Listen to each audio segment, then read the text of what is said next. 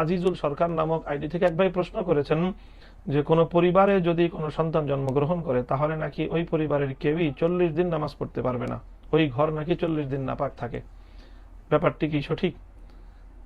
প্রিয় দর্শক, এটি অত্যন্ত হাস্যকর একটি বিষয়, বিভ্রান্ত একটি বিষয়। আমাদের সমাজে এমন অনেক মানুষ রয়েছে যারা জাহালাত এবং গুমরাহির ভিত্তিতে, অজ্ঞতার ভিত্তিতে এই ধরনের নানা কথা সমাজের মধ্যে ছড়িয়ে থাকে এবং বিশ্বাস করে থাকে।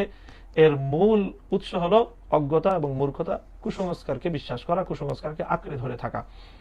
একজন মুমিনের উপর কখনোই তার উপর থেকে নামাজ রহিত হয় না এবং তাকে নামাজ পড়তেই হবে। সন্তান জন্মগ্রহণ করলে 40 দিন পর্যন্ত সে ঘরে নামাজ পড়া যায় না বা নামাজ পড়তে হয় না, এটা সম্পূর্ণই একটি অমূলক কথা, ভিত্তিহীন একটি কথা। এর কোনো বাস্তবতা ইসলামী শরীয়তের আলোকে নেই।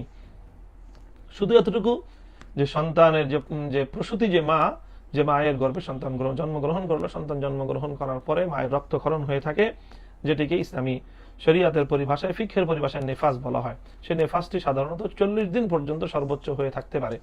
তো সেই নেফাসের রক্তক্ষরণকালীন সময়ে সেই প্রসূতি মায়ের জন্য নামাজ পড়া নিষেধ। ওই সময়টায় তিনি নাপাক থাকেন। তিনি যখন পবিত্র হয়ে যাবেন তখন তাকেও নামাজ পড়তে হবে।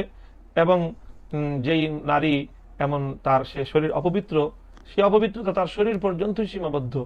তিনি যেই ঘরে থাকেন সেই ঘরে যদি স্পষ্টভাবে, প্রকাশ্যভাবে সেখানে নাপাক কোনো রক্ত পড়ে, তো রক্ত যেই জায়গায় পড়বে সেই জায়গাটুকু নাপাক, ঘরের অবশিষ্ট জায়গা পাক থাকবে। আর যদি কোনো রক্ত না পড়ে, প্রকাশ্য কোনো নাপাকি যদি সেখানে না পড়ে, তাহলে এমন প্রসূতি মা যেই ঘরে থাকবে সেই ঘরের অবশিষ্ট অংশ পাক থাকবে। সুতরাং সেই ঘরের অবশিষ্ট জায়গায় যারা থাকবে তারা সেখানে ইবাদত করতে পারবে এবং সকলের জন্যই নামাজ পড়া বাধ্যতামূলক থাকবে।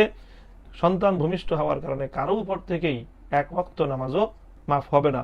শুধুমাত্র প্রসূতি মা, তিনি যতদিন পর্যন্ত তার নেফাস অব্যাহত থাকবে ততদিন পর্যন্ত তার নামাজ মাফ থাকবে।